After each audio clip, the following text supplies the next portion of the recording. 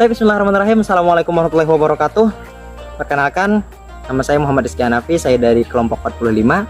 Di sini saya ingin berbagi edukasi kepada teman-teman sekalian mengenai hukum dasar ilmu tajwid. Di dalam membaca Al-Quran tentunya ada aturan-aturan atau kaidah-kaidah untuk membacanya atau yang bisa kita sebut dengan tajwid.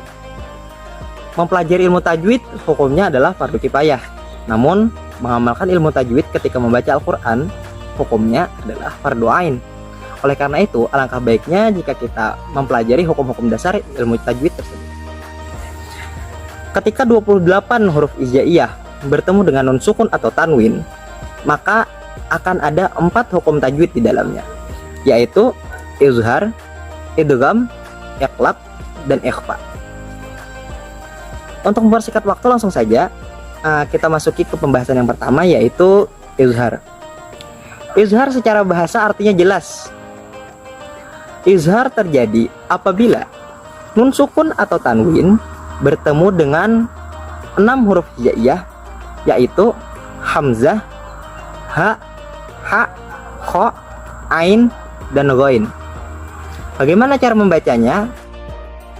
Contoh: man amana. Man amana. Nun sukun bertemu dengan hamzah. Man amana, dibaca jelas. Man amana. Ketika nun sukun bertemu dengan hamzah atau huruf izhar yang 6, maka akan dibaca jelas atau izhar.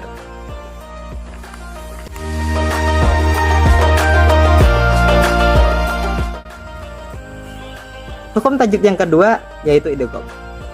Idgham adalah meleburkan 2 huruf menjadi 1 huruf. Idgham terbagi menjadi 2. Ada idgham bigunnah, ada idgham bila gunnah. Idgham bigunnah adalah bacaan idgham yang dibaca dengan dengung. Sedangkan idgham bila gunnah adalah bacaan idgham yang dibaca tanpa dengung. Idgham bigunnah terjadi apabila nun sukun atau tanwin bertemu dengan 4 huruf hijaiyah, yaitu mim, nun, waw, dan ya. Bagaimana cara membacanya? Contoh: wa may ya'mal. Wa may ya'mal. Wa may ya'mal terdiri dari kata man dan ya'mal. Man dan ya'mal. Nun sukun bertemu dengan ya. Nun sukun dibaca samar, namun ya dibaca dengan gunnah atau dengung. May ya'mal. Kemudian yang kedua, ada idgham bila gunnah. Idgham bila gunnah terjadi apabila nun sukun atau tanwin bertemu dengan 2 huruf hijaiyah, yaitu lam dan ro. Contoh: wa man lam. Wa man lam terdiri dari kata man dan lam. Wa man lam, nun sukun bertemu dengan lam. Nun dibaca samar, lam dibaca tanpa dengung. Wa man lam, tidak dibaca izhar seperti wa man lam, tapi wa man lam.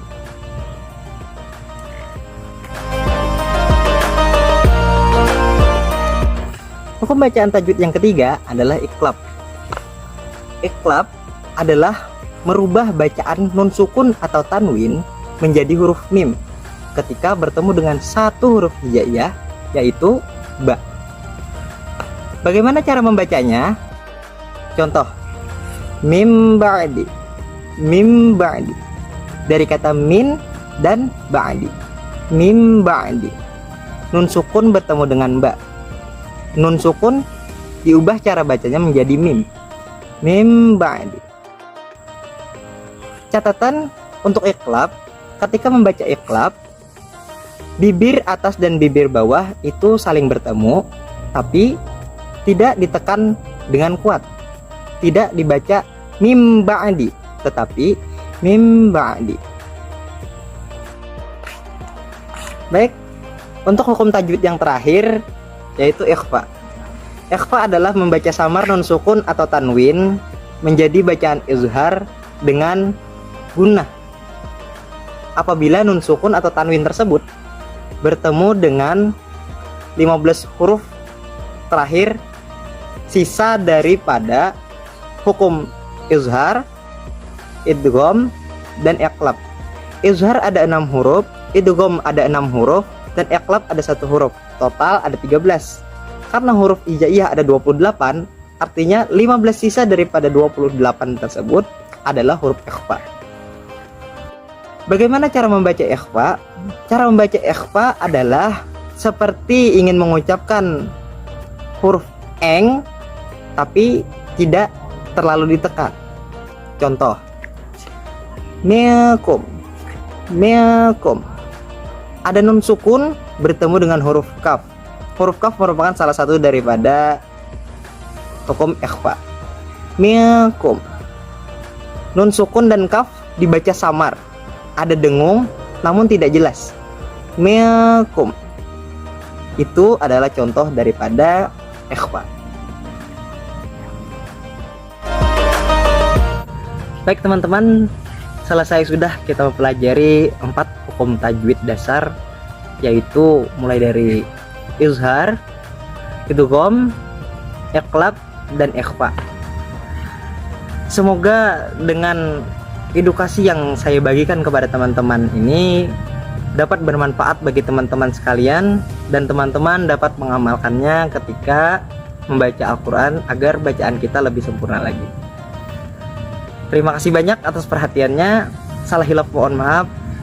Akhir kata saya ucapkan wassalamualaikum warahmatullahi wabarakatuh.